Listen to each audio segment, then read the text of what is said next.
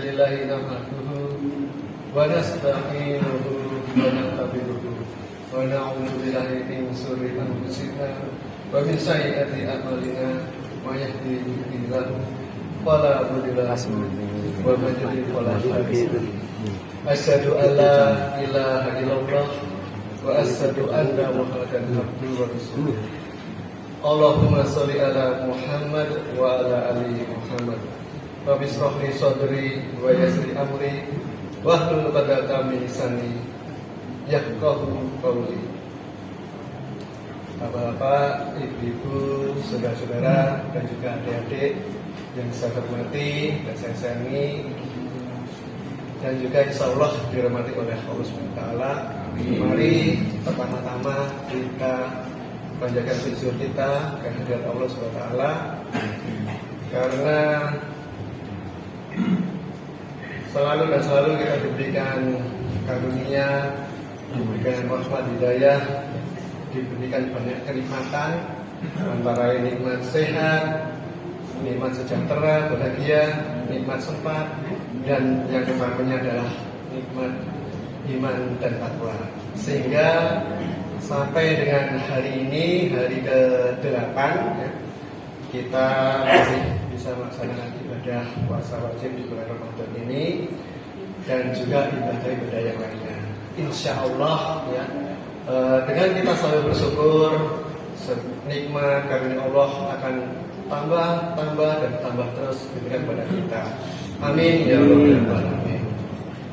Salam serta salawat kita berikan kepada junjungan Nabi besar kita Nabi Muhammad SAW yang kita nantikan syafaatnya di yaumul akhir kelak, insyaallah. Jamaah majelis syukur yang saya hormati dan dirahmati Allah, saya dapat amanah dari panitia Ramadan Masjid Batu Syukur untuk menyampaikan mengenai itibak Rasulullah di bulan Ramadan. Mungkin adik-adik yang mendapat tugas dari sekolah untuk mencatat ya, bisa ditulis judul atau temanya itibak Rasulullah di bulan Ramadan. Terlebih dahulu kita akan menjelaskan mengenai apa itu yang terkait dengan itibak kepada Rasulullah SAW, yaitu kita harus mengikuti atau menuruti semua yang telah diperintahkan, yang dilarang dan dibenarkan oleh Rasulullah SAW. Jadi kalau dikaitkan dengan bulan Ramadan, berarti kita harus mengikuti ya, atau menuruti semua amalan bulan Ramadan ini sesuai dengan sunnah-sunnah Rasulullah SAW. Apa itu sunnah-sunnah? Adik-adik belum ada yang tahu ya. Sunnah Nabi SAW adalah segala sesuatu yang bersumber dari Rasulullah SAW, baik itu berupa ucapan atau qauliyah, perbuatan atau fi'liyah, dan juga yang berupa ketetapan atau takdir. Nah, terkait dengan ittiba ini artinya kita akan mengikuti. Istilah orang sekarang bilangnya follower, ngefans sama Nabi, mencintai Nabi. Salah satu cara kita mencintai Nabi ialah kita akan mengikuti apa yang beliau lakukan, apa yang beliau sarankan, apa yang beliau tetapkan. Nah, supaya memudahkan, kita buat prinsip ya, prinsip dasar atau kuncinya atau rumusannya itu ada 3. Yang pertama adalah ilmu dulu baru amal. Yang kedua adalah kalau kita melakukan ibadah, carilah tuntunannya. Kemudian yang ketiga, kalau kita berkaitan dengan aktivitas dunia, ya, mungkin makan, minum, bekerja, melakukan kegiatan yang seperti kegiatan kita, olahraga, seni dan sebagainya, carilah larangannya. Ya. Prinsipnya seperti itu. Sebagai contoh, mungkin kalau kemarin kita menjelang masuk bulan Ramadan, mau puasa, masih ada praktek di masyarakat, termasuk saya sendiri pribadi waktu kecil juga melakukan itu apa padusan. Ya. Nah, dulu saya belum tahu, masih kecil ya ikutan aja, ikut-ikutan teman-teman atau orang-orang yang sudah melakukan itu padusannya di pelabuhan dan sebagainya. Ternyata setelah belajar mencari tuntunannya kok sampai sekarang belum ketemu. Nah, karena belum menemukan tuntunannya, ya saya tidak melakukan. Salah satu contohnya seperti itu. Ya. Jadi jangan sampai kalau kita harus cari ilmunya dulu, cari ilmunya, baru kita melakukan amalan atau perbuatan ibadah. Begitu juga kalau yang berkaitan dengan kegiatan kita di luar ibadah, ya kita cari larangannya. Selama tidak ada larangannya berarti dibolehkan. Seperti itu. Kemudian kalau kita itiba kepada Rasul, itu sudah otomatis kita sudah berusaha ya, melaksanakan hukum-hukum Islam. Hukum-hukum Islam ada berapa? Ada dua, yaitu Quran dan Sunnah. Kenapa termasuk Quran? Karena menurut Ibu Aisyah radhiyallahu ya, akhlak Rasulullah adalah Al-Quran. Tentunya kita sebagai manusia biasa belum tentu bisa melaksanakan mengikuti seluruhnya ya aktivitas Nabi, sunnah-sunnah Nabi. Kalau di bulan Ramadan 24 jam selama jumlah hari puasa lalu akan banyak sekali yang dimaksud dengan sunnah-sunnah Rasul itu. Nah, kemudian dengan kita mengikuti sunnah Rasul, insya Allah apa yang kita lakukan, aktivitas ibadah kita, aktivitas dunia kita selalu dilindungi oleh Allah Subhanahu wa taala. Karena insya Allah benar, karena Nabi sendiri, Nabi kan maksud tidak mungkin ada kesalahan. Itu dan ternyata yang terkait dengan sunnah-sunnah Rasul itu aktivitas hidup kita itu semuanya terakomodir di situ. Yang kecil-kecil pun ada sebagai salah satu contoh sunnah Rasul ya, yang aktivitas yang dua itu seperti contohnya aja kalau kita bersin itu juga ternyata ada adabnya, ada tuntunannya. Saya bacakan aja dalilnya, hadisnya dari Abu Hurairah radhiyallahu menceritakan tatkala Rasulullah SAW bersin ya, beliau meletakkan tangan atau bajunya ke mulut dan mengecilkan suaranya. Ini hadis riwayat Abu Daud nomor 5/2009 dan At-Tirmidzi nomor 2745. Jadi ternyata ada adabnya. Nah, andai kata kita nggak sengaja bersin ya, kalau kita ngikutin tuntunan ini itu tidak hanya kita lega, tetapi juga ada mungkin bahkan malah kita dapat pahalanya ya. Jadi dengan nutup mulut atau kalau orang Arab lengannya itu kan panjang lebar ya. Intinya kita tutupin gitu. Termasuk atau kita misalkan pas dan sebagainya. Nah, kemudian yang terkait dengan ittiba Rasulullah SAW di bulan Ramadan ini secara garis besar ya, kurang lebih saya mencoba untuk merangkumkan biar lebih simpel. Itu antara lain aktivitas yang pertama adalah otomatis asyam ya, puasa. Kemudian yang kedua ada qiyamul atau sholat, yang pertama sholat wajib dan sholat sunat. Terus kemudian baca Al-Quran. Terus kemudian ada ibadah mal atau ibadah harta, yaitu antara lain sedekah, infak dan juga zakat. Ya, sedekah infak itu sunnah sunnah. Ya, kalau zakat itu wajib. Kenapa wajib? Ya, karena harta yang ada di kita itu bukan milik kita. Tapi kalau zakat itu wajib dikeluarkan karena bukan milik kita. Harus diserahkan kepada yang punya hak, yaitu 8 asnaf. Dan kemudian Rasulullah SAW di 10 hari terakhir beliau melakukan itikaf ya. Nah, itu. Namun di sini kayaknya sudah banyak sekali penceramah yang menjelaskan itu tadi ya, terkait dengan ibadah-ibadah di bulan Ramadan yang sesuai dengan sunnah Rasul.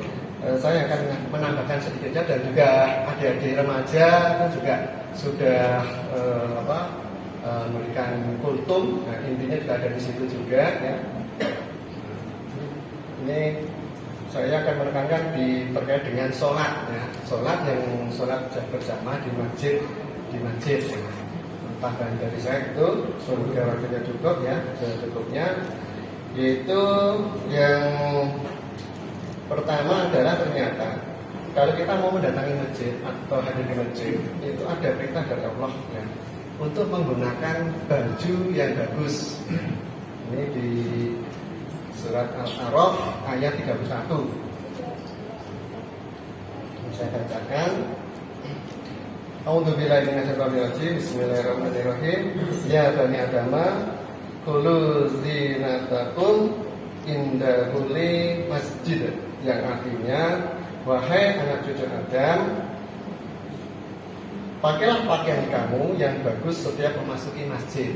Ya, jadi mestinya biasanya kita pakai baju yang bagus, bahkan yang baru ketika kita sholat sholat Idul Fitri atau Idul Adha. Mestinya waktu masuk Ramadan kita datang ke masjid sudah pakai baju yang bagus, ya, nggak nunggu. Nah ini bisa kita bandingkan dengan, mohon maaf, pakai yang lain yang ibadahnya mingguan, gitu kan? Nah itu bajunya mereka juga penampilannya juga semaksimalnya. Begitu juga kita, saya sendiri juga mengakui ya, dulu belum tahu ini ya, saya karena udah rutinitas di masjid, baju asal dipakai ada baju harian. Dan kita kalau mau ketemu orang penting, mau ketemu orang yang istimewa, atau menghadiri acara-acara penting, berusaha tampil semaksimal mungkin. Ya mestinya kita menghadap Allah, datang ke masjid Allah, ya mestinya Allah kan jadi yang maha penting, yang maha istimewa, ya. Yang acara maha penting juga ada Allah. Kita mestinya tampil semaksimalnya juga. Itu yang terkait dengan kita mendatangi masjid, ya, hadir ke masjid untuk beribadah. Kemudian ketika kita sampai di masjid, ya, itu juga ada adabnya. Begitu kita masuk masjid, ya, itu ternyata adabnya menurut Rasulullah SAW, ya, itu langkah pertama adalah angkat kaki kanan dan ada doanya. Begitu juga nanti ketika kita keluar dari masjid, ya, ternyata adabnya dari Rasulullah SAW itu mendahulukan kaki kiri dan ada doanya. Ini saya bacakan aja dalilnya. Ini diriwayatkan oleh Anas bin Malik radhiyallahu anhu, beliau mengatakan termasuk sunnah ketika masuk masjid adalah mendahulukan kaki kanan dan jika keluar dengan mendahulukan kaki kiri. Ini diriwayat Al-Hakim. Kemudian yang terkait dengan doa itu diriwayatkan oleh Imam Muslim, Abu Daud, Nasai dan Ibnu Majah. Rasulullah SAW bersabda, jika salah satu di antara kalian itu masuk masjid, salamlah kepada Nabi Muhammad SAW. Kemudian berdoalah, ya Allah, bukakanlah pintu-pintu rahmatmu untukku. Ketika keluar, ya Allah, sesungguhnya aku memohon fadilah kepadamu. Jadi kalau masuk masjid, ya, baca salawat, Allahumma sholli ala Muhammad wa ala ali Muhammad, Allahumma tahbi abwaba rahmatik. Kalau keluar, Allahumma inni as'aluka min fadli. Gitu. Kemudian saya tambahkan lagi satu, ya, yaitu yang terkait ketika kita sholat berjamaah itu ternyata tuntunannya itu jangan sampai, ya, kita gerakannya itu mendahului atau bahkan menyamai imam. Nah, di sini saya bacakan aja dalilnya dari Nabi. Dari Anas yang berkata, pada suatu hari Rasulullah SAW mengimami kami sholat. Ketika telah selesai sholat, beliau menghadap kami dengan wajahnya, lalu berkata, wahai manusia, sesungguhnya aku adalah imam kalian. maka janganlah kalian mendahuluiku dengan rukuk, sujud, berdiri atau selesai. Hadis riwayat Muslim nomor 426. Dari yang lainnya lagi, imam itu dijadikan hanya untuk diikuti, maka janganlah kalian menyelisihi imam. Jika imam telah takbir, maka takbirlah kalian. Jika imam telah rukuk, maka rukuklah kalian. Hadis riwayat Bukhari dan Muslim. Dan satu lagi, tidakkah ini yang perlu jadi perhatian kita ini, ya, ternyata bisa mengandung dosa. Ya. Tidakkah salah seorang dari kalian takut, atau apakah salah seorang dari kalian tidak takut? Jika dia mengangkat kepalanya sebelum imam, Allah akan menjadikan kepalanya seperti kepala keledai atau himar, atau Allah akan menjadikan rupanya seperti bentuk keledai. Nah, ini riwayatnya juga Sahih Bukhari dan Muslim. Ya, makanya Mas Gandan itu kalau dia mau pindah gerakan, misalnya dari berdiri ke rukuk atau sujud, berarti gerakannya dulu baru berucap Allahu Akbar atau Allahu Akbar. Nah itu kita bisa jangan sampai mendahului ya, atau bahkan nyamil aja nggak boleh. Jadi kalau seperti waktu kita baca Al-Fatihah, imam baca Al-Fatihah, kemudian nanti mau selesai ya, otomatis jamaah berucap amin itu bisa serempak. Nah insya Allah mudah-mudahan dengan kita tahu hukum ini, untuk gerakan-gerakan berikutnya juga akan sama seperti ini ya, mengikuti gitu. Dan dari Imam Ghazali menjelaskan, makmum yang berjamaah mengikuti imamnya terbagi menjadi 3 golongan. Pertama, orang-orang yang mendapatkan pahala 27 kali sholat, yaitu mereka yang bertakbir dan rukuk setelah imam sempurna dalam rukuknya. Yang kedua, orang-orang yang mendapatkan pahala 1 kali sholat, yaitu mereka yang menyamai setiap gerakan imam. Jadi kalau 1 kali pahala sholat berarti seperti sholat sendiri ya kan. Yang ketiga, orang-orang yang tidak mendapatkan pahala sholat sama sekali, yaitu mereka yang mendapatkan gerakan imam. Nah mungkin kalau diilustrasikan, ada berbaris ya, komandan itu memerintahkan itu pasti pasukannya mengikuti perintahnya setelah ada gerak, misalnya belok kanan gerak, dan belok kanan bukan gerak, itu berarti kan.